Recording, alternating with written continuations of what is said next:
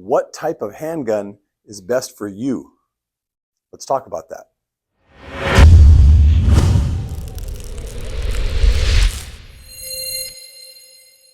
Hey everybody, this is Mike with Personal Protection Academy.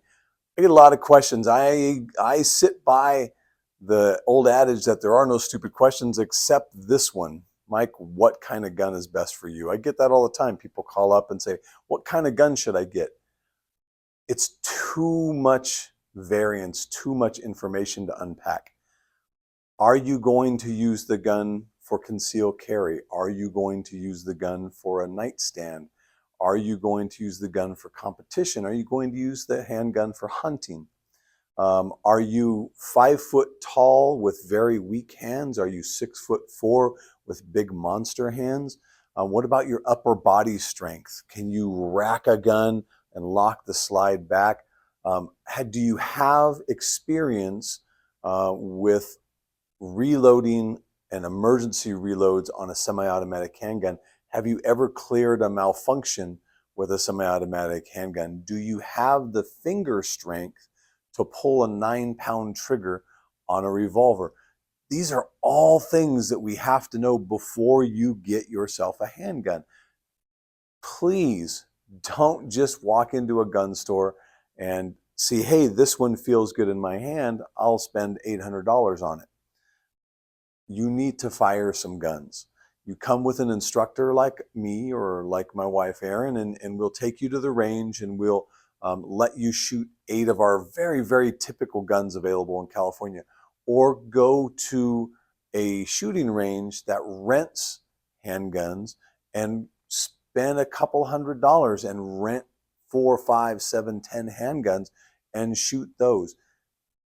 How does it feel in your hand when you're shooting it, when you're racking the slide, when you're loading it?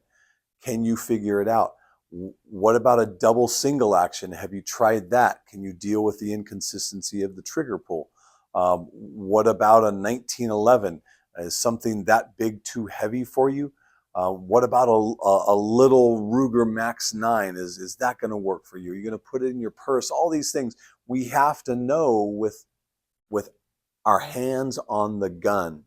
So you need to go preferably with an instructor and go shoot a whole bunch of guns. Let's look at some of the variants that may come up. Some of the more popular guns in California are going to be the SIG 365 XL or the 365 or the 365 Macro and the Glock 19. Here's a really big difference in these. The size is different and that matters, but here's something that you have to look at is the grip size matter, right? The 365 has a smaller grip. This may be a good all-purpose gun, but if you've got tiny little hands, this 365 may not work for you. On the converse, if you've got big monster hands, this 365 may not work for you. So these are some things you've got to look at.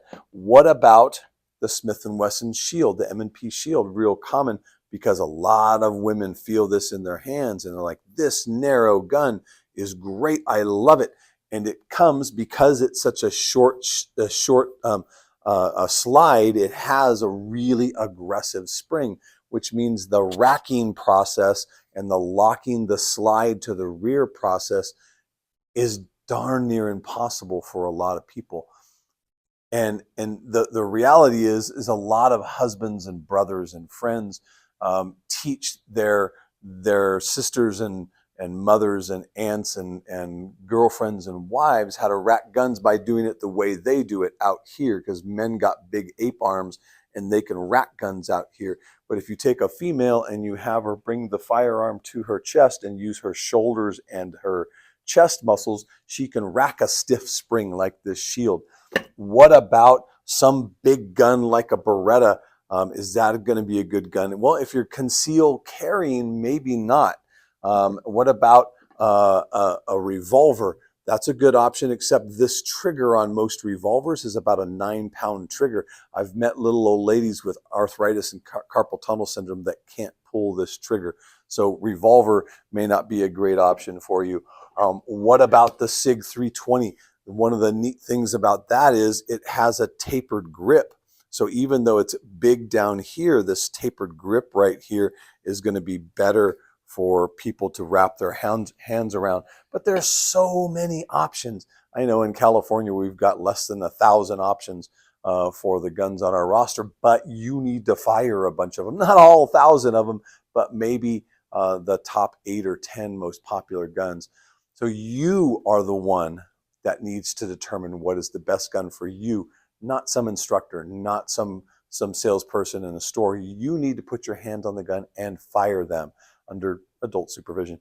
And then you will answer the question, what's the best gun for me?